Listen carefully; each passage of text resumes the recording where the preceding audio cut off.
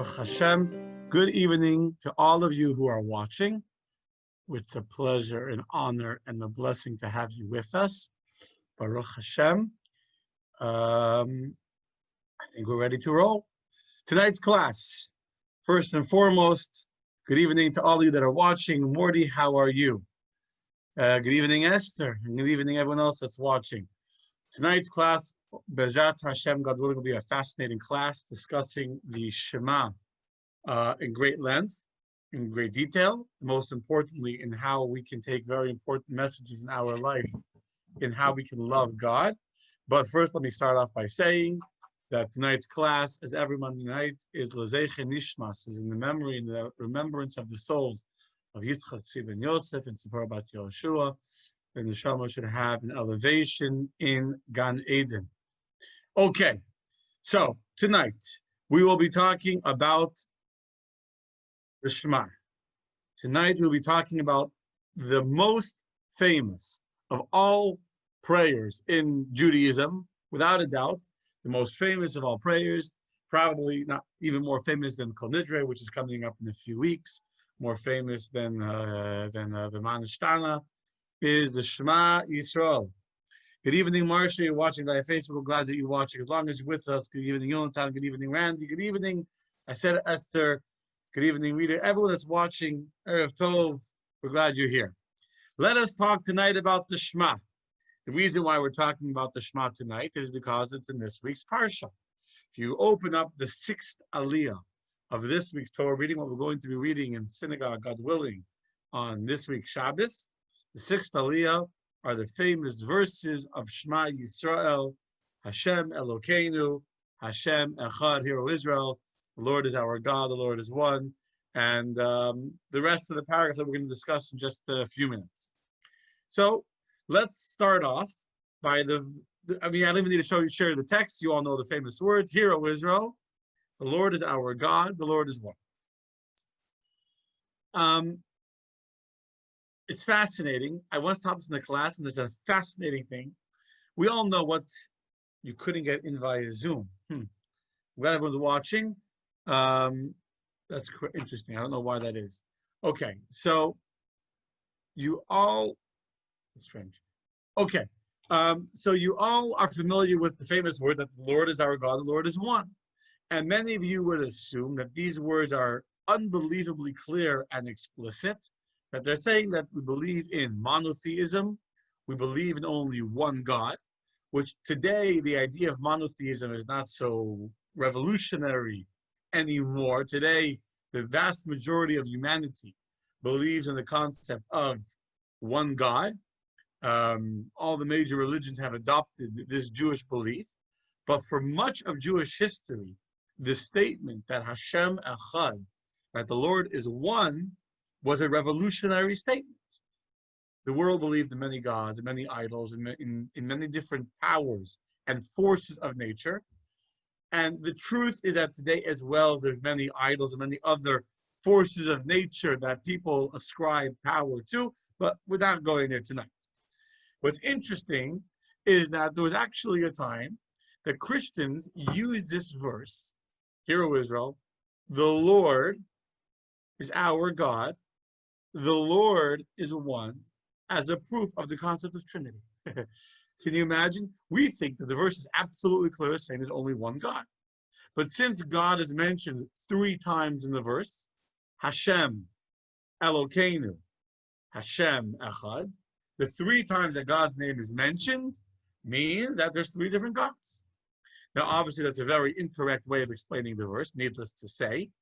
But how do we understand, at least on a basic level, because I want to focus on the love of God. I should have said this in the beginning. I want to focus tonight on how to love God, but I want to go through the Shema with some level of explanation to give you some level of appreciation of all the lines of the Shema tonight. So on a basic level, how do we understand the fact that we say in the opening sentence, Hashem, Yud Kei Vav Kei, the Lord is our Elokeinu, our God. The Lord is one. So Rashi explains it as follows. The Lord, who currently now is Elokeinu, he's our God, meaning now in exile, when the majority of the world is not following in the ways of God, when they're worshiping secular gods and they're worshiping secular ideals and values, this God that currently is Elokeinu, that even when we're living in exile, is ours, and we live for him and worship him, Hashem Echad, one day Mashiach will come. One day, hopefully very, very soon, will be the day about which Zechariah says in the prophet, that then I will convert the peoples to a pure language, and that all of them together will call in the name of the Lord. And it will be on that day that Hashem Echad, Ushmo Echad, that he will be one, his name will be one. The whole world will recognize the oneness and the unique, special, not only unique, but the oneness of Hashem. So that's what we say, Hashem Elokeinu, Hashem Echad. Another very important message in the word Elokeinu, you'll notice we don't say Hashem Elokim. Normally, the name of God is Elokim. And we do have verses. We say on Simchas Torah, Ata Harei Saladas, Ki Hashem Hu Elokim. It's also in this week's Torah reading, another very famous verse. You haven't shown to know that Havaya, God, is Elokim. That's not what the Shema is saying. It's not saying that the name of Yud Kei Vav Kei, the name of God and the name of the Lord are one and the same. Elokeinu means our God. If you speak any Hebrew, even a little bit of Hebrew, you know that when in Hebrew, the prefixes and suffixes of a word give it the grammatical context of the word. So Elokim means God. Elokeinu means our God. And what a person should be thinking about and meditating as they say the word Hashem Elokeinu is that Hashem, the Lord of the universe, the one that created everything, this Lord that is Yud Kei Vav Kei, those letters Yud Hey Vav Hey are the letters that spell the word Haya, which means past in Hebrew, Hove, which spells present in Hebrew, and Yiyeh, which means future in Hebrew. So the name of Yud Kei Vav Kei represents a level of God, which is Haya, Hove, the Yiyeh. He is past, he is present, and he is future all at once. In short, infinity, a level of God which is infinite, a level of God which transcends the limitations of the world, transcends the limitations of time, of space, of here and now, the same God which is here and there and past and present. That God is Elokeinu. And the Talmud tells us to think Elokeinu is Kochenu v'Chayotenu. He is our Koach. He is our Chayus. He is our life. He is our power. The fact that we are alive, the fact that we breathe and we talk and we move and we sing and we eat and we have functional existence is because this level of God, of Havaya, is Elokeinu. He is within us. He is our Koach. He is our vitality. He is our life, etc. Okay, so a bunch of comments here on Facebook. So first of all, I'm glad that you like the background, Andrea. Yes, it's the Shema. Shin Memayin, that's the Shema. The question is as follows: isn't Elokeinu judgment? Elokim is the name of God. Okay, I'll very briefly address this since the question was asked. There's different names of God that represent different divine attributes of God. And the name Elokim is the name of God which represents judgment and din and restriction and restraint, which is all true.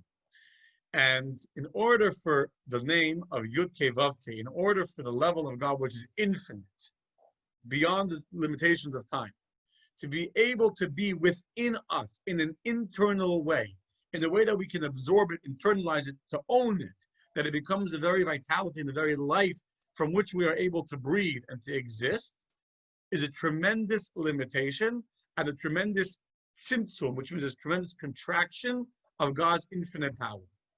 Symptom, which is a limitation and contraction of God, is represented by the name Elokim. So, Yonatan, I'm sure you're familiar with these concepts.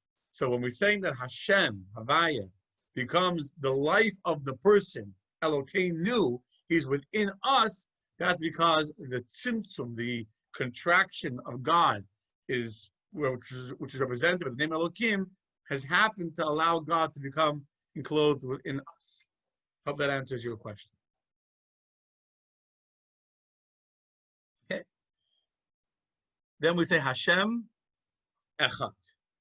Hashem is one. Now, if you're familiar with Hebrew, Echad, good, I'm glad that you, okay. Echad means one, but when you're counting in Hebrew, I'm sure many of you know how to count to 10 in Hebrew, right? How do you count to 10 in Hebrew? Echad, Shayim, Shalosh, Arba, Chamesh, etc. So Echad means one, but it's not exclusively one. It's not one that refutes the existence of a second. In fact, when you say Echad, there could very easily be two. So if you say, here is Sefer Echad on the table, there could also be Sefer Sheni, a second Sefer, a second book. The number one, the word Echad, in no way refutes the idea of two coming after one. In Hebrew, if you want to say that there's only one, there's exclusively one, the way to say that is Yachid. He is exclusive, he is unique. So for example, if you wanted to say there's only one kind of person, you say Ben Adam Miyuchad, he's a unique kind of person. He's Yachid means he's one of a kind. So in proper Hebrew, if we wanted to say that Hashem Echad, that God is one, meaning if we wanted to say that he is the only one, the concept of monotheism means, we say it in Adon Olam, everyone we say, Hu Echad, ve'ein sheni, he is one, and there is no other number two, second in command, second kind of God. There's only one God. So the proper way to say that there's only one God is not Hashem Echad. The proper way to say that there's only one God is Hashem Yachid.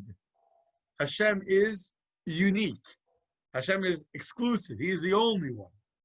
So how come we say in the most famous line of all of Judaism, which is trying to convey one of the most important and powerful truths of all of Judaism, which is that God is the only one, there is nothing else besides for God. How come the word used to describe that is not a word that actually expresses the exclusivity of God's oneness by saying Hashem Yachid, and instead it's a word Hashem Echad, which means that there could be one, and then there could be two, and three, and four. So answering the question on Facebook, Bilvad does not mean exclusive. Bilvad means alone. It just means that you're by yourself. The concept of exclusive is in the word Yachid. Bilvad is, you're sitting levad. You're sitting like a person who's sitting off to the side. He's sitting levad. So again, there's in Hasidus and in Hasidic philosophy and explanation, there are probably thousands of pages of Hasidic discourses explaining these words of Hashem Echad, that God is the word Echad versus the word Yachid. But let me first start on a very basic understanding. This is actually written, what I'm going to say now is written in the Siddur, in the prayer book, in a small, tiny little print. And it actually says that you are supposed to meditate upon the thought I'm about to say to you when you say the Shema. And therefore, what I'm going to say to you now is this is in the Shema, is the meditation that you're supposed to think of when you were saying these words. The word Echad, I wish I have the word, we'll put up the word Echad. The word Echad is spelled with 3 Hebrew letters. Aleph, Chet, Dalet. Aleph, Chet, Dalet spells the word Echad. In Hebrew, the letter Aleph is 1. The letter Chet is 8. And the letter Dalet is 4. So, let me go to my screen here for a second. I'll show you. So what does the Aleph represent? The oneness represents God, obviously, right? Hashem is Echad. Hashem is one. So let me just open this up a second. Here, let me just share my. So Hashem Echad, God is one. Oh my God! 1 second. Here we go. So Hashem Echad. If you see right here, the Echad, right? So the Aleph over here, the Aleph is one. One Hashem, one God. The Chet is 8, which represents the 7 heavens and the 1 earth. And the Dalid represents the 4 corners of the word of the world. So when you say Echad, you're supposed to meditate on each of these 4 letters. Aleph represents the oneness of God, which is Chet, which is in all 7 heavens and the 1 earth, totaling 8. Not only is he in the 7 heavens and 1 earth, he is in Dalid, he is in 4, he is in all 4 corners of the world. In fact, when we say the Shema, if you ever see someone saying the Shema, when you say the Shema, you cover your eyes. By the way, why do you cover your eyes? To avoid any distraction. But when you finish saying the Shema, you say Hashem Echad, you're supposed to shake your head in all 4 directions. If you pay attention, when you're in shul next time, look at someone saying the Shema, someone that's saying it properly. You actually are meant to move your head in all 4 corners to physically express the idea that Hashem, this God, is in the one heaven. The one God is in the 7 heavens. He goes even lower into our physical, tangible, materialistic, mundane, physical world. And not only does God go through all 7 heavens to come into our world, but he is Daled, he is embedded and invested, and in literally in every corner of the universe, God is there. And that's why the word Echad is used to represent this idea that God is in every corner of the universe. Yes. Now, not only are you supposed to shake your head in all 4 corners when you say the word Echad, you are also meant to lengthen the word and say it long. Echad. You're supposed to give some time to allow yourself to meditate on this word. It is a very important word. Now, of course, we can go much deeper on this concept. And again, I wasn't even planning on going deep into it because I really want to focus on the V'ahavta, on the love of God. That's what I really want to focus on. Thank you, Rita. I'm glad that you're enjoying. But just very briefly, let me we'll try it in the 1 minute. Let's see if we can do it. Let me try and encapsulate the Hasidic perspective in 1 minute of why we use, what I just explained is the concept of the word Echad versus Yachid. If we were to say that God is the only one, you know what that would imply? That would imply that the world is nothing. God is exclusively alone. God is exclusively Yachid. He's exclusively the one, and there's nothing else. That would not bring across to us the idea that God is invested and embedded within the universe. You say Hashem is Yachid. God is up there. God is, up in the sky. He's a holy. And the world is independent of God. The world's like almost something else. Instead, we use the word Echad, one, in order to bring out the idea that we're meditating on the fact that God descended through each of the 7 heavens, lower and lower, into our physical world, which is number 8, into all 4 corners of our physical world, in order to bring across the idea that God is not removed and exclusively apart and distant from the universe, but the exact opposite is true. God is Echad. God is in the world. In fact, God is so embedded and so hidden in the world that from God's Echad could come out the idea that someone could say, I am Shema. God is God. I grant God being first. I grant him being number 1. But I'm number 2. I'm also pretty important. Number 2 is also, the vice president is also a pretty cool job. Maybe it's not as good as being the president, but it's still pretty good. So, okay, God is number 1. I'm just number 2.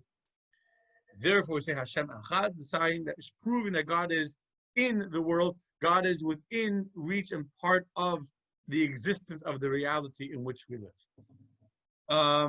So many comments here. I'm loving it. Baruch Hashem. The more comments, the better. Yes. So no, correct. If we were to say that Hashem is Yachid, God is exclusive, it would imply almost that He's unreachable. He's beyond the world.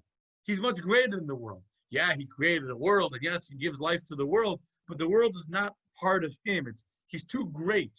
There's a concept, a misconception, I should say. There's a major misconception among many, many believers in God, that God created the world, But God is so great and God is so powerful. You think he has time to worry about the world? You think he has time to care about every detail and to get involved in exactly every blade of grass and every single person and what I do every single day? God is beyond that. God has no time for that. And therefore, in order to prevent such a misconception, therefore we say Hashem is Echad. God is in the world. Okay. Anyway, that's just the first verse. That's just the first verse. And again, we can easily do a full hour talking about Echad and Yachid and the big ayin of Shema and the big dalit of Echad. There's much more to say. But if we do that, we won't get through the rest of the paragraph. And I think that it's important that we should have an understanding of all the lines in this paragraph. So let's continue to line number 2. I'm going to share my screen. Is it proper to meditate on the Shema when not on the service? The answer is absolutely yes. It is very proper to meditate on the Shema when not on the service. In fact, you should, yes, you must meditate, or you should meditate on the Shema twice a day, as we're going to soon read in the Shema. Because the Shema is meant to be said every single morning when you rise in the morning. It's meant to be said every single night. And if you're not in the service, in no way does that take away the ability to say the Shema. The power of a minyan is for reading of the Torah, for doing the repetition of the Amidah, for saying Kaddish. But Shema has absolutely no dependence on a minyan whatsoever. You can say the Shema even if if you're not in the service, even if you're home, even if you're in your bed at night before you go to sleep. You can say the Shema, and you should say it when you're home. We'll talk about it. You absolutely should say it every single morning, every single night. Okay? So that's a very, very important concept to have in your mind. Let me share my screen over here too. The Torah reading of Shema Yisrael. So you all can see my screen. I make this bigger. See Shema Yisrael. Here's the Hebrew. Long way. Shema Yisrael Adonai Eloheinu Adonai Echad. What's the next verse? The Ahavta is Adonai Elohecha, which means, and you shall love the Lord your God. And then the Torah will tell you 3 ways in which to love the Lord your God. How should you love the Lord your God? Which means with all your heart. Uv'chol nafshecha means with all your soul. Uv'chol me'odecha means with all your means or all your might. All your might. But before I even explain to you this very important verse about loving God with all your heart, with all your soul, all your might, all your means, I'm sure at least one of you are looking at this text straight from the Torah and wondering what happened to the middle verse of Baruch Shem Kvod Malchuto L'Olam V'Ed. If you're familiar with the Shema, or if you have a Siddur in front of you, you'll know that after the verse of Shema Yisrael, Hear, O Israel, there's another line. Baruch Shem Kvod Malchuto. And then comes V'Yahavta Es. So we're missing a line in the Torah. Now, what you just saw on the screen is exactly the way the Shema is written in the Torah. Nothing is missing from here. The question is, how come in our prayer book we have the Shema written with an extra line? It is a fascinating story. I'm sure some of you know the story, but it's a very beautiful story and we have to share it. When God told Moshe the Shema, God told him the Shema exactly as it's written in the Bible. Verse number 1 is, Hear, O Israel, the Lord is our God. Verse number 2 is, V'ahavta, you shall love the Lord your God. When Moses went up the mountain for 40 days and 40 nights to receive the Torah from Hashem, he heard the angel saying the Shema. He heard the angel saying the Shema. But what's interesting is that when he heard the angel saying the Shema, they had a different version. They said, Shema Yisrael, Hashem Elokeinu Hashem Echad, Baruch Shem Kvod Malchuto L'Olam V'Ed. Blessed is the name of the glory of his kingdom forever and ever. So Moshe Rabbeinu loved this line. He wanted to include it in the. He wanted to include this line in the Shema. The problem is, how could he include it when it was kind of plagiarized and copied from the angels? And it wasn't what God told him. Also, this is the line that Yaakov said to his son before he passed away. Jacob wanted to tell his sons when Mashiach would come. And as he was about to reveal to his sons before he dies, the end of days when the Messiah would arrive, the divine presence left him and he couldn't remember. And he got worried and he was afraid that maybe some of his sons had secretly worshipped idols and committed some sins that made them not deserving of this secret being revealed to them. And they say, "Hear, O Israel," their father's name was Israel, "the Lord is our God. He's our only God." And he responds, "Baruch Shem." And so therefore, Moshe wanted to include the Baruch Shem into the Shema. But it wasn't given to him by God. So what did Moshe do? Moshe orally taught the line Baruch Shem to the Jewish people, and he taught us to say it quietly in order that the angels shouldn't know that we're using, so to say, their line. So all year when we say the Shema, we say the part which is in the Torah, we say it out loud, but the second line, we say quietly because it's from the angels. Of course, every rule has an exception to the rule, and the exception to the rule, the one time we say Baruch Shem out loud is on, anyone know? Is on Yom Kippur. On Yom Kippur, we say the verse Baruch Shem louder than anything else. If you're in synagogue on Yom Kippur, and God willing, yes, for those who are asking, we will be open on Yom Kippur. The form was already made on the website. I'm just waiting for a few changes. We'll send out an email to Zat Hashem this week with all of our high holiday plans. If you ensure on Yom Kippur, Baruch Shem, we say it loud. Why? Because on Yom Kippur, we're like angels. That's why we don't eat, and that's why we wear white clothing, etc., etc. So on Yom Kippur, we say Baruch Shem out. Anyway, there is a tremendous, as much Hasidic explanation there is to explain the word Echad versus the word Yachid. There's probably at least, if not even more, explanation to explain the difference between Shema Yisrael and Baruch Shem, the second verse. I'm going to tell you in 1 minute the difference, and I'm going to leave it at that and go to the next line. The difference between them is what's called in Kabbalah, in Kabbalistic terminology, Yehuda Ilah and Yehuda Tata, which in English means a supernal level of oneness and a lower level of oneness. Basically, and I'm just telling you of statements, and then you can learn for many hours about this. The first line of the Shema represents the way God is one in the supernal realms, in the highest levels of spiritual reality, and the line Baruch Shem, that blessed be the glory, the name of the glory of His kingdom forever and ever. Shem, a name, is one level of concealment, because a name is not you, right? You are not your name. You are, the essence of you is not your name. Your name is only an expression and a tag, so to say, of you. So the name of your kingdom, of the glory of His kingdom. Glory also is not you. Kavod is not a person. The honor of a person, the kavod of a person is the honor of him. It's external from him. And even the kingdom of a person, the kingdom is not about who the king is internally. Kingdom is about how the king is ruling externally. So in that verse, that blessed be the name of the glory of His kingdom, is a much, much lower level of oneness in God than the higher level as expressed in the words, "Hear, O Israel, Hashem Echad." And in fact, the word Echad and the word Va'ed have interchangeable letters, but one is revealed oneness and one is concealed oneness. We're going to leave it at that for tonight, because again, I have a lot more I want to share with you still, a lot more to share, but leave it at that. The first under the Shema is the highest levels of oneness, where nothing else exists. All you see, Hashem is one.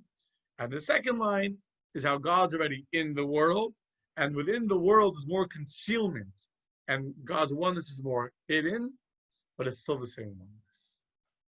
Okay. Good evening, Terry. Good evening, everyone that's watching. A lot of Baruch Hashem, a lot of feedback from me. I love it. Who's ready for line number 3? Line number 3. Line number 3. We read it in the text, but I'll read it one more time because we have a lot to discuss about it. The Ahavta. And you shall love the Lord your God. How can you love the Lord your God? How could you love the Lord your God? So in this verse, the Torah tells us 3 different ways in which to love God. The first way to love him is with all your heart. The second way is with all your soul. And the third way is with all your means. Ma'od. I want to just point out before I go back to my beautiful face that the word levavecha is spelled with 2 V's. This is going to be very important. We'll get to that in a second. 2 V's. Notice how that word is spelled. Okay? Notice that word. Okay, now let's talk about these 3 different levels of loving God that are explained in the verse. So, number 1, before we even get to them, is notice that the commandment is to love Hashem your God. Because you can perform a commandment out of fear. God is a scary God. God will punish you if you disobey. God will turn you, lightning will come out of the sky and turn you to smithereens. Or you can perform the commandments of God out of love. And you cannot compare the enthusiasm, the excitement, the love of someone who acts out of love to the motivation and the enthusiasm of someone who acts out of fear. If you're serving your master out of love, you're excited about it, you'll do it. But if it's out of fear, you're doing it more with a heavy heart. It's obvious that when you do something because you're forced to, it's not done with the same excitement, it's not done with the same passion, with the same zeal, with the same commitment to making sure that you're successful. Okay, so you got to serve God not out of fear, not out of punishment. You got to serve God out of love, out of love. And later tonight, I'm going to go back and address the question: how could the Torah command us to love God? I'll ask you the question now. I'm not going to tell you the answer yet. You have to stay tuned. How could I command you, or how could Moses or God command the Jewish people to love God? A person can be commanded to do something. So God could tell you, I command you to put on tefillin. And whether or not you feel motivated and excited by it, you can force yourself to get up in the morning and roll up your sleeve and put on tefillin. I can command you to say the words of the Shema, and you'll say it. But to love somebody is an emotion in the heart. You can't do emotions. You can only feel an emotion. To feel love to someone is not instant. If I hold a gun to your head, I can make you afraid of me. I can make you obey my commands. But if I hold a gun to your head, if Jack holds a gun to someone's head, he can't make you love me. I can't force. Love is not something you can force someone to love. So how could it be for God to command us to fear God? You can command someone to act with fear, to be afraid, to have respect, and to have an awe and reverence. Granted. But how could God command us to love him? So we will answer that question, God willing, at the end of tonight's class. But before we answer that question, we need to know not how is it possible, but in what way does God want you to love him? And the answer is 3 ways. The first level of love is a love in your heart, and in your soul, and then in your means. What do you mean to love God in your heart? So there's actually 2 parts to the heart. If you're familiar with a little bit of the anatomy of the heart, you have the left ventricle and the right side, the left side and the right side of the heart. The left side of the heart pumps the blood out to the body. The left side pumps the blood. The right side, although there's blood also in the right side, the primary objective of what happens in the right side is where the blood is being oxygenated. It's getting the air that's going into the blood is being filtered and getting more air from the lungs to then go back out to the body. Therefore, in the body, we know that the 2 sides of the heart represent the 2 different inclinations of the person. The left side of the heart, which is the side of the blood, represents the passion, the excitement of a person for physicality. Or in simple Hebrew, the Yetzer Hara, the evil inclination that is drawn after pleasure and animalistic temptation and after physical pleasures, etc. The right side of the body is considered the holy side of the body, and therefore it says that the heart of a wise man is the heart of a wise person is to the right, and that therefore the right side of the heart represents the good, the holy, the selfless inclination, what we would call the Yetzer Tov. So you have these two sides of the heart, the left side and the right side. And when the Torah tells you to love Hashem with all your heart, if you'll notice, I pointed out to you that the Hebrew word for loving God with all your heart says, Shlavim b'chol levavecha. The letter bet is there twice in the word. I'm going to share with you one more time just so you see it again. Pay careful attention. The word levavecha right over here has two vases, two vets in it. It should be written in Hebrew b'chol libcha. In Hebrew, leiv, with a chaf at the end, will be your heart. So it should have said, whoops, we're looking at the wrong thing. We'll try that again. Showing you the wrong, there. B'chol levavecha, with all your heart. It should have been written, b'chol libcha, not b'chol levavecha. And therefore, why does it say b'chol levavecha with two vets? To tell you that you need to love Hashem with all of your heart, meaning both sides of your heart. Both your godly side, the right side of your heart, and with the left side of your heart, with your animal soul, with your Yetzer Hara. Okay?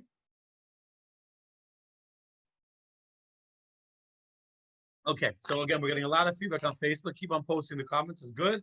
So the question is it not a mitzvah to do a mitzvah with joy in our heart? And the answer is it absolutely is a mitzvah to serve God with joy, but serving God with joy is not the same as love. You can, first of all, even that requires a certain emotional connection. So the question that we're going to ask about love could be asked about joy, but be happy is much easier to be happy. You get something good, so you're happy. It's much easier to be happy than it is to be in love. Right? I can make you happy very quickly. I come give you $1,000, you'll be happy. To make you in love is much more difficult. Yes, and the thought, the left side is selfish and the right side is selfless. Absolutely. Okay, anyway, let's go to the next words in the verse. You should love God not just with all your heart, but with all your nefesh, with all your soul. What does it mean to love God with all your soul? So the soul of a person means his life, your breath. In fact, in Hebrew, the word for breath is nefisha. The lowest level of it, we have 5 levels of your soul. The lowest of the 5 levels of the soul is the nefesh, because nefesh represents the life of the person. The fact that your body is physiologically alive, that your body is breathing, and your stomach is digesting, and your heart is pumping blood, and your lungs are opening and closing and contracting. All that happens because you have a nefesh. So nefesh means your very life, your very life. And therefore, the commandment is to love God so much, even if it would require giving up your life. V'chol nafshecha means with your very breath, with your very existence, with your very life, to be willing to sacrifice your life for the God that you love. Of course, it is absolutely unnecessary to go through the many stories in the Jewish history of people who were gladly willing to give up their very life because of the God they loved. They could have very easily pretended to renounce their God. They could have pretended to become whatever was the religion that was oppressing them at the time. They could have very easily given up on God, and their lives would have been much better. And not only were they willing to love God with both sides of their heart, with both their evil and their holy and their evil, selfish, self-centered inclination, but even with their nefesh, even with their soul, with their very life, they were willing to give up their lives for God. I will share with you only one such story. I will show you another story later on tonight as well, if we finish it. We're running out of time, and we have a lot to go through still. But one story of a rabbi who was willing to give up his life for God, and he was smiling. The story of Rabbi Akiva. Rabbi Akiva, one of the most famous of all Jewish sages, a man who didn't know how to read until he was 40, was a great Jewish teacher. He refused to stop teaching Torah, even after the Romans made a decree that no one was allowed to teach Torah. Eventually he was caught, and he was one of the 10 martyrs of the Jewish people that were killed by the cruel Roman emperor in the Colosseum of Caesarea. You can still go there today and see where he was murdered. And as he was being murdered is a nice word, as he was being tortured to death.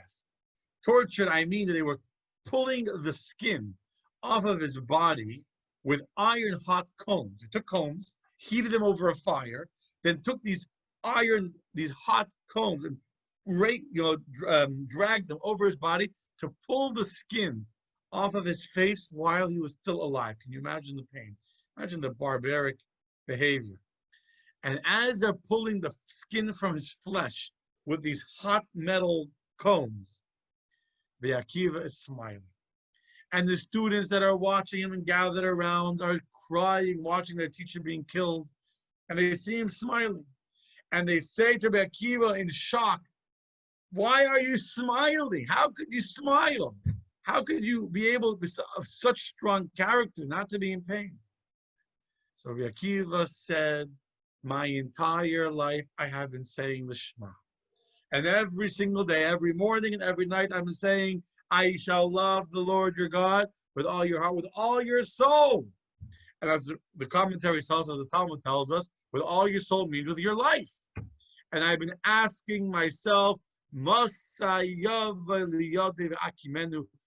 will it come to my hands the opportunity to fulfill this that I promised? And I exclaim every single day, multiple times a day, when will the opportunity finally come to me that I can show God I love him so much that I am even willing to give my life for God? And now that I finally have that opportunity to give my life for God, it's a once in a life opportunity, right? Now that I have that opportunity, how can I not smile? Powerful story. Powerful story. Understand? He was waiting for the opportunity that he can say to God, I love you so much, I'm even willing to give you my very life. Okay, that's the second level of love. Now we're going to come to a third, even greater, even more powerful level of love. So before I tell you what it is, you tell me, what could be greater than loving God with all your heart? All your heart means with all of your inclinations, all of your character flaws, all of your desires and temptations, both the right and the left side of your heart, both your Yetzer Tov and your Yetzer Hara, I give it all to God. Not only do I give all of my heart, all of my desires to God, I give my very life to God.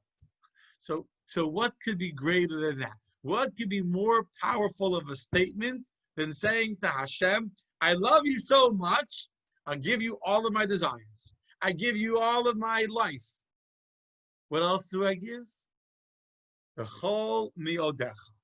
The third part of the sentence in the verse is you shall love God, the whole mi'odecha, with all your might. Mi'odecha means your might. What's your might? So Rashi quotes, I guess the Talmud of the Sefer, I don't remember who Rashi is quoting. The definition of mi'odecha, all your might, means with all your money. That's why the English translation that I saw on the Chabad website is with all your means. Means, not actions. Actions is ma'asim. Actions means ma'asim. To love God with your action, that's not even love. You can do actions for God. That's not love. All the greatest level of love is to love God so intensely you're willing to give him your money. Giving him your life is only level number 2. To give God your life, to give God your money. Oh, now you're already talking something totally different. Now you're talking about a much greater level of love to God. I am sure you are familiar with a very famous clip. The clip goes like this. I'll play it for you. Oops, let me stop share. I want to make sure the sound is on. It's a famous video clip from Jack Benny. And he says as follows. What does he say? Hey, bud. Bud. Huh? Got a match? Match? Yes, I have one right here. Don't make a move. This is a stick-up. What? You heard me.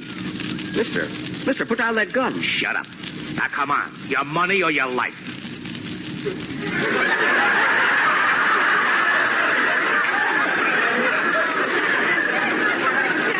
Look, Bud. I said your money or your life. I'm thinking it over. Okay, so this is a joke, but it's really not a joke. It's really not a joke at all, which is that unfortunately we all know many, many people who maybe consciously won't admit it or say it, but these are all people who give up their life for money. They give up their life for money because for whatever reason, and the whole class is on, but I don't know the reason on one sentence anyway. For whatever reason, God created us in a way that our money, although we'll never admit it, for many of us, our money is more important than our lives. And therefore, we risk our lives. We risk not only our physical life, but we risk our emotional lives. We give up on the things that give us happiness in our life. We give up on the things that give meaning and purpose to our life, like spirituality and religion, etc., and family, that are what's really important in life. And we give it up because I'm too busy working. Yes, I know that if I would go to shul every day and I would spend time praying and I would spend time learning, I would be a more spiritually fulfilled. I'd have more positivity in my life. My life would be better. But what can I do? I'm too busy working. Right? You don't know anyone that says that. Perhaps you yourself, and I say that, and I make myself learn every day to recognize that you can't. But we all do it to a certain extent. Someone calls you, a big client calls, a big donor calls, you're with your kids. I can't talk to my kids now. I'm talking to this donor, to this client, to this business deal. And we all, you have to make money. And God doesn't want you to just, enjoy life and not work. You created to work. But there's a balance. The point is that the greatest level of love is not just to love God with your heart, with your emotions, not just to love God with your life, but to love God so much that you're even willing to spend money on Him. You love God so much, you're even willing to spend money to do what He commands us to do. You're willing to spend money to put your kids, give them a Jewish education. You're willing to spend money to pay for kosher food, even though it's more expensive. You're willing to spend money to pay, to give charity, to pay for a good quality pair of tefillin. Yeah, you can get a cheap $45 mezuzah, or you can get a $100 mezuzah. And you love God so much that you're willing to spend the money to serve God properly. That is the greatest level of love. There's more to say on that too, but I leave that point as it is. We care more about money, so we give it away as a sign of love. Yes, that's why money is a gift. Because when you buy when you buy a gift for someone, it's not just so much the gift. Well, it's a gift also. It's a time, and it's whatever. Okay. By the way, Jacob, the money bills are not only in Jewish hearts. Non-Jews also like money. I wouldn't give it any Jewish, any stereotypes. I know plenty of non-Jews that also, yes. Anyway, let's go to the next verse. We're definitely not going to be able to finish everything I wanted to share tonight, but it is what it is. The next verse of the Shema, I'm going to share my screen and go to the next verse. V'hayu hadvarim ha'ela. And these words which I command you this day shall be upon your hearts.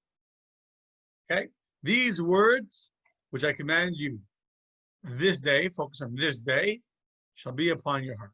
What are these words? First of all, what is it referring to? These words. What are these words? Well, there's more I want to say, but whatever. What is these words? So these words is referring to the Torah. And the Torah is commanded to us this day. This is very important, this day. There's many, many people that think that when was the Torah commanded to us? 3,320 something years ago, 3,330 something years ago. Long time ago, long time ago, God gave us the Torah, but that was from my great-great-grandparents living in Eastern Europe, living in biblical Israel. Today, living in America, what are you talking about? Says the Torah, these are the words, Asher Anochi Mitzavcha Hayom. These are the words which I command you, Hayom. Hayom means today. Says the Talmud, says it's a free maybe, that it should not, the words of the Torah should not be in your mind like some old ancient edict from many years ago that no one cares about, but rather it should be like a brand new, fresh document. When there's a new release, everyone's excited. Just for example, so they just released from the Chabad Rebbe's archives yesterday, 2 days ago, cards in the 1950s, in the 1960s. The Rebbe wanted a list of names of every single chassid. In order that he could pray for people, for his chassidim, the Rebbe asked that everyone should collect, should put on a card their name, their mother's name, their father's name, where they were born, when their birthday, not the birthday, but when they were born, what their job is, the names of their kids, etc. And the Rebbe had a folder, a box of cards of the names of chassidim. My grandfather had a card in there with his name and his wife's name, etc. His mother, my great-grandmother, had a card, etc. A whole discussion, my family WhatsApp, how spelled in Henya or Henna, with the you, without it. So when the new release comes out, it's exciting. Everyone's excited. Everyone's looking at it and poring over the cards that was just released to the public.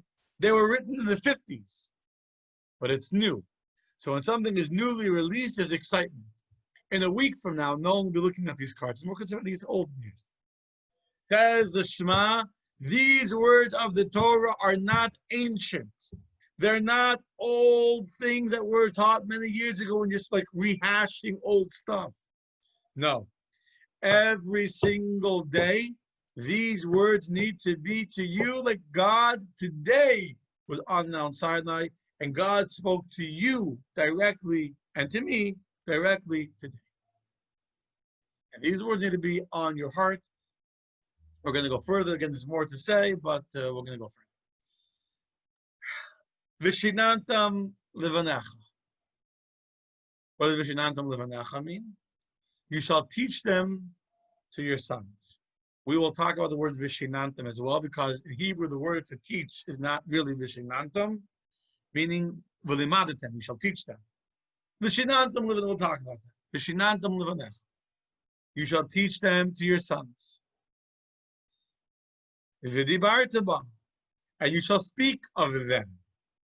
What is them? We'll explain in a second. When should you speak of them? When you sit in your house, when you walk on the way, when you lie down, and when you rise up.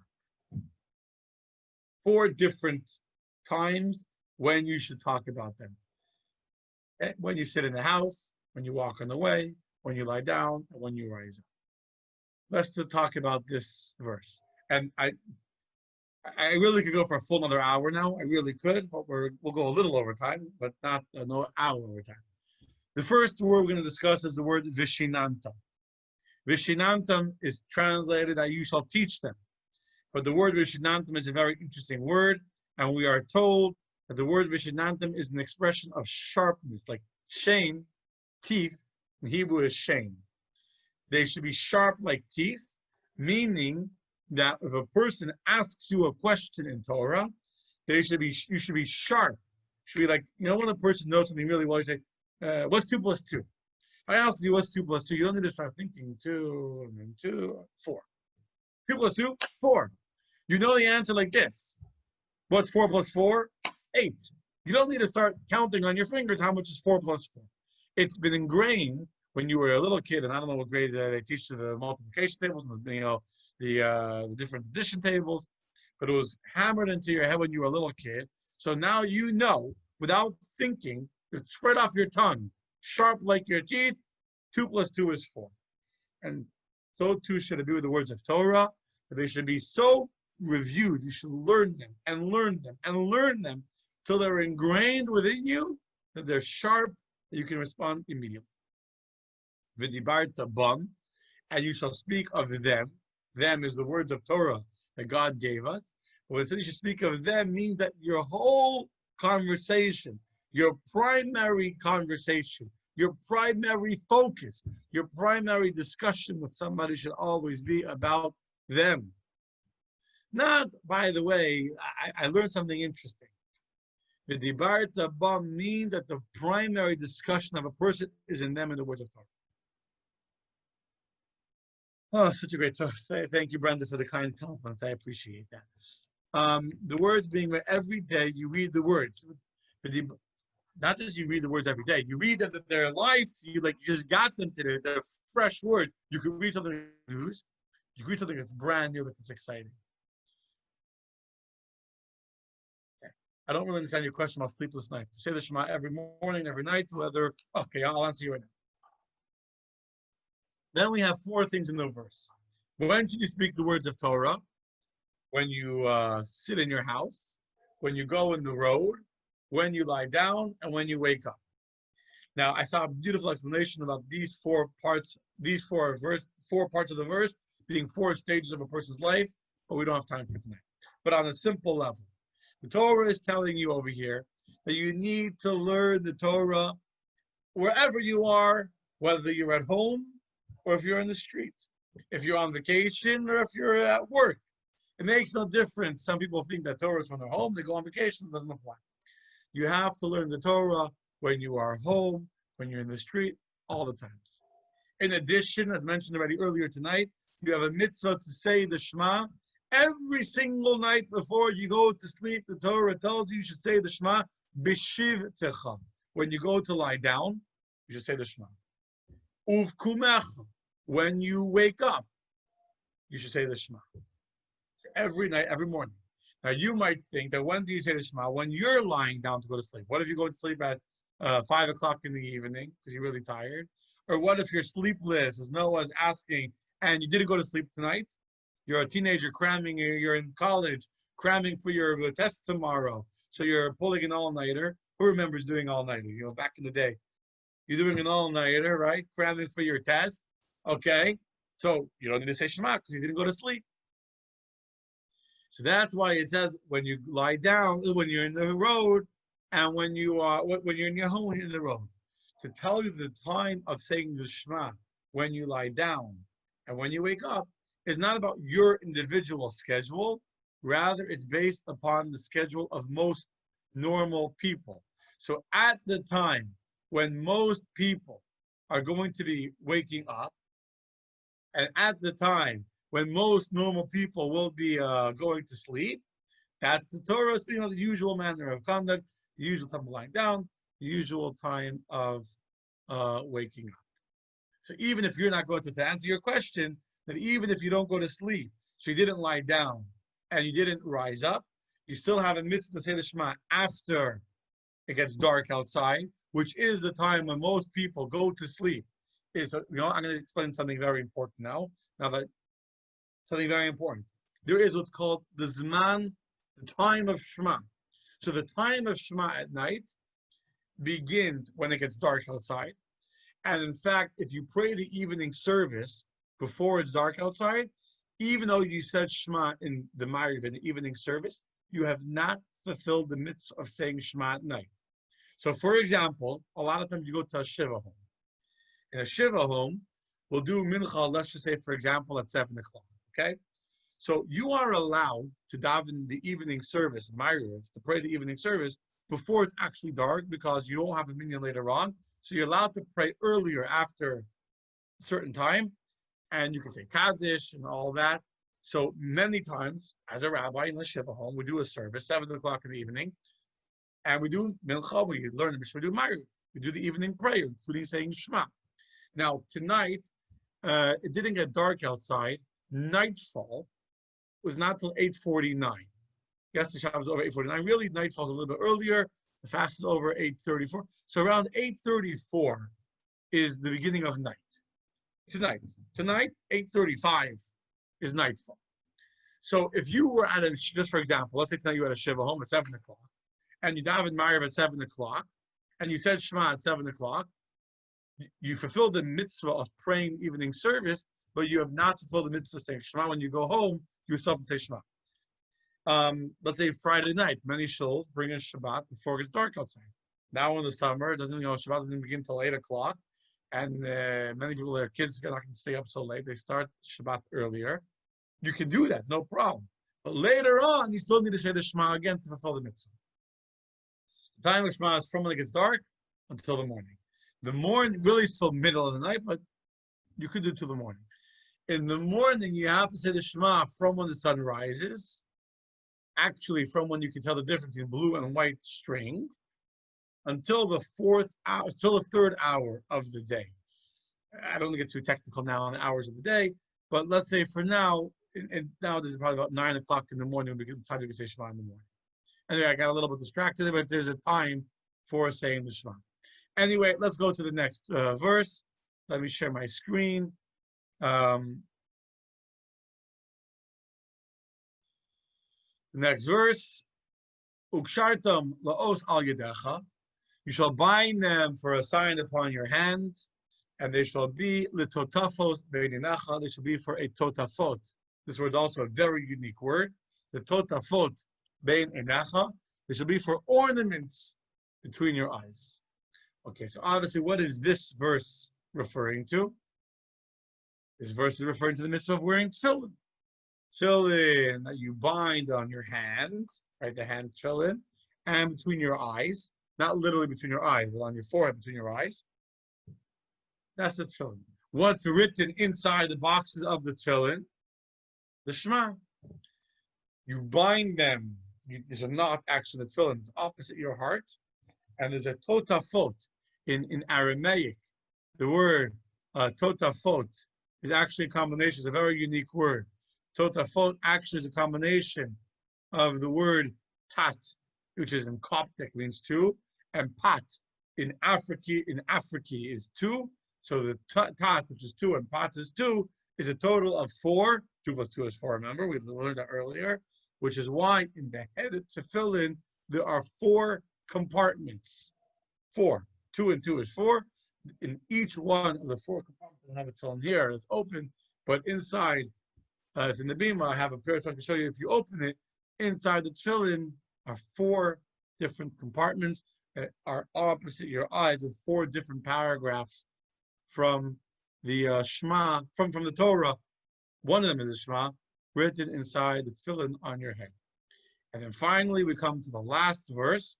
The last verse is the verse of the mezuzah.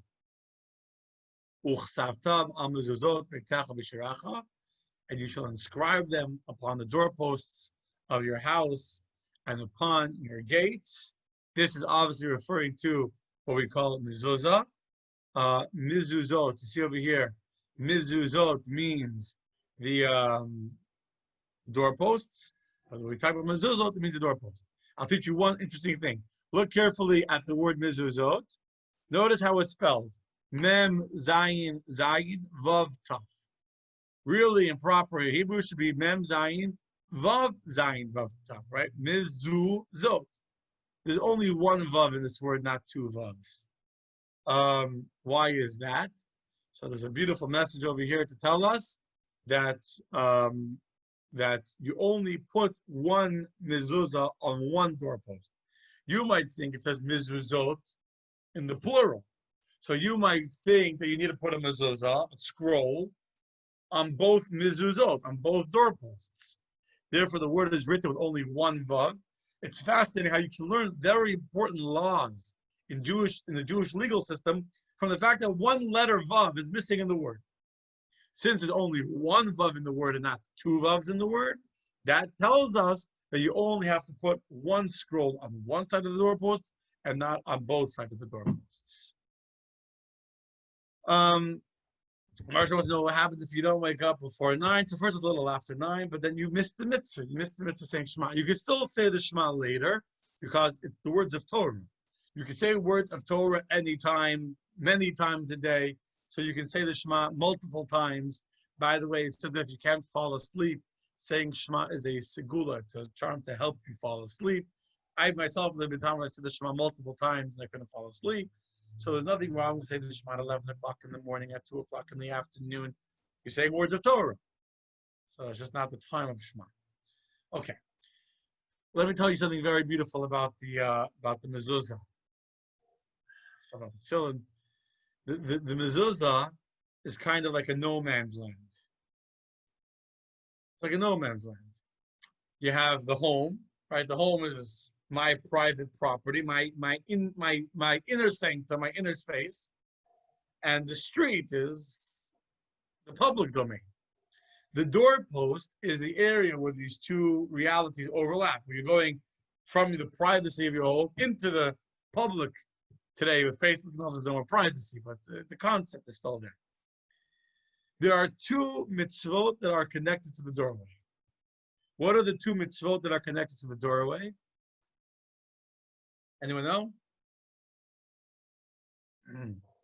One is the mezuzah, and one is the Hanukkah candles. We light the Hanukkah. The mezuzah goes on the right doorpost, and the Hanukkah candles go on the left side of the door. What's the difference? The whole point of the Hanukkah candles is to shine the light of the menorah outside, right? To shine out into the street. That's the whole point of putting the menorah by the door, by the window, to shine outwards. What's the point of the mezuzah? So a mezuzah, which way does a mezuzah face? A mezuzah is not put up straight. A mezuzah is put on an angle, right? On a slant. Which way is it slanted? It's always slanted facing inside, right? The mezuzah on the right side facing inwards. Meaning, what's the objective? What's the purpose of the mezuzah? The mezuzah is meant to serve as a safeguard, to protect the home, and to define it as a sanctum of holiness and of the Shechina, of a divine presence. I mean, the menorah is to illuminate the street, but the menorah is the doorway. It's the entrance to my home. Here is where God is. There is an argument. There's a question. The argument about the menorah, about the mezuzah. The reason why we put it on the angle, I'll teach you one more beautiful thought. There's an argument in the Talmud how to put the mezuzah. If it should be facing into the door, into the room, sideways, or if it's not respectful for the name of God to be on the side, and if it should be upright. So what do? Since we have two opinions how to put the mezuzah, if it should be upright, if it should be facing in, we do a compromise. We put it on the angle. So it's facing in the room, but it's still basically upright, but a little bit slanted. And this teaches us a very valuable lesson in serving Hashem. A very valuable lesson in serving Hashem is that if you want to have a home where the divine presence is revealed in that home, if you want to have a home where the Shechina is there, a room that the divinity is felt, is revealed in that space, the first thing you need to have is compromise. The first thing you need to have, compromise. Not too straight, not facing in, but compromise. When you have compromise, then you have a place where the Shechina, where the presence of God, can be revealed. Okay, I had a whole explanation about the loving of Hashem that I wanted to share with you, but we're not going to say it tonight. I will, however, share with you the very beautiful story that I wanted to end the class with, and that I will not take away from you, my friends. I will share with you now one of these, a beautiful story, a powerful story. Stay tuned.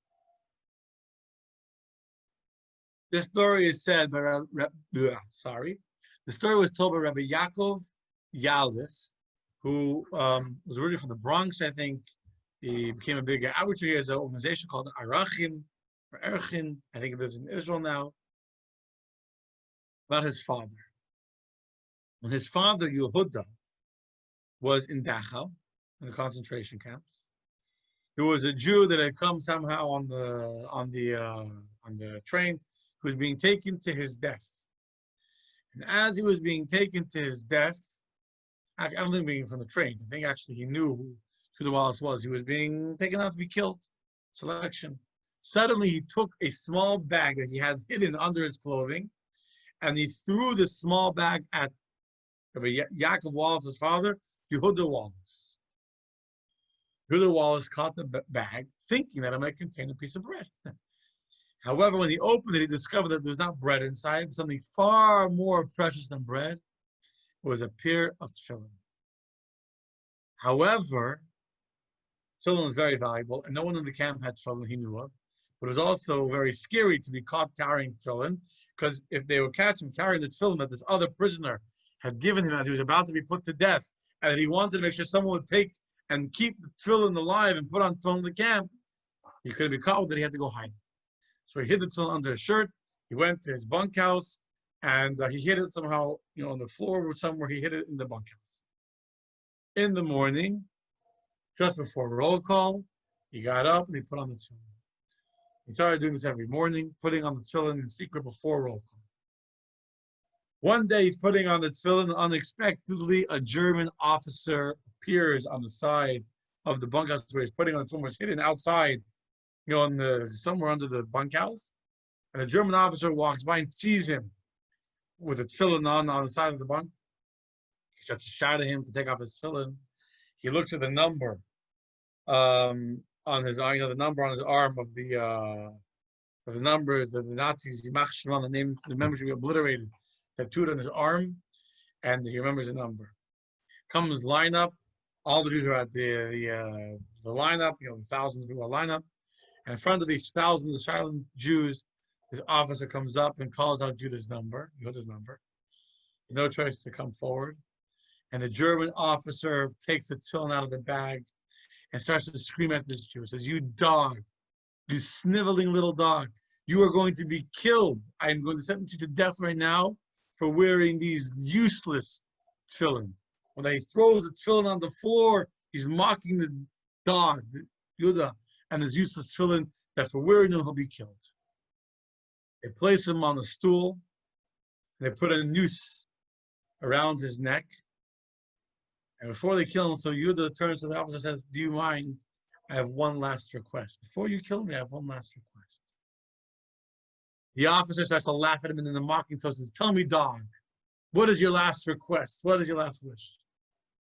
And Yehuda says, "I want to die. I want to wear the tefillin one last time before I die. I want to be able to put the tefillin on one last time." The officer was dumbfounded. He had no choice because he was in public. He already told the guy, "Yes, I'll give you your last wish." So he couldn't refuse the wish. So he picks up the tefillin, he hands them to Yehuda.